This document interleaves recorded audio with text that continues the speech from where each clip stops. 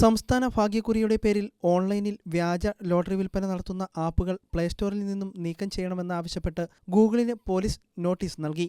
ഇത്തരം ഓൺലൈൻ ലോട്ടറികളുടെ പരസ്യങ്ങൾ ഫേസ്ബുക്കിൽ നിന്ന് നീക്കാൻ മെറ്റയ്ക്കും നോട്ടീസ് നൽകിയിട്ടുണ്ട്.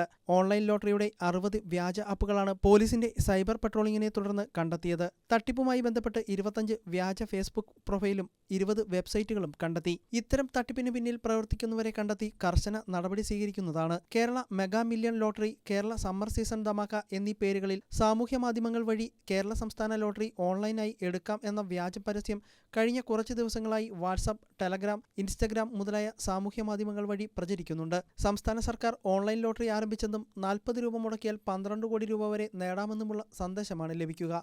സന്ദേശത്തിൽ പറയുന്ന നമ്പറിലേക്ക് 40 രൂപ അയച്ചാൽ വാട്സപ്പിലേക്ക് വ്യാജ ലോട്ടറി ടിക്കറ്റ് ചിത്രം അയച്ചു നൽകും. നറുക്കെടുപ്പിന്റെ സമയം കഴിയുമ്പോൾ കൃത്യമായി നിർമ്മിച്ച നറുക്കെടുപ്പ് ഫലം തട്ടിപ്പുകാർ അയച്ചു നൽകുകയും ഫലം പരിശോധിക്കുമ്പോൾ കൈവശമുള്ള ടിക്കറ്റിന് 5 ലക്ഷം രൂപ സമ്മാനം ലഭിച്ചതായി കാണിക്കുകയും ചെയ്യും.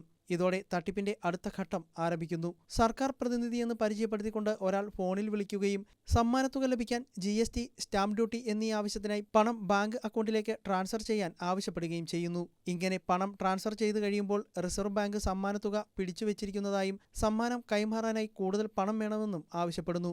ഓരോ ചുവടും വിശ്വസനീയമായി തോന്നിക്കാനായി കൃത്രിമമായി നിർമ്മിച്ച രേഖകളും വീഡിയോകളും ഇരകൾക്ക് നൽകുന്നു. ഇത്തരത്തിൽ വളരെ വിശ്വസനീയമായി തോന്നിപ്പിക്കുന്ന രീതിയിൽ നടത്തുന്ന വ്യാജ ഭാഗ്യക്കുറികളുടെ ഓൺലൈൻ തട്ടിപ്പിന് ഇരയാകാതിരിക്കാൻ പൊതുജനങ്ങൾ ജാഗ്രത പുലർത്തണം. സാമ്പത്തിക തട്ടിപ്പിന് ഇരയായാൽ ഉടൻ തന്നെ 1930 എന്ന നമ്പറിൽ പോലീസിനെ വിവരമറിയിക്കണമെന്ന് സംസ്ഥാന police media centre deputy director VP Pramod Kumar അറിയിച്ചു.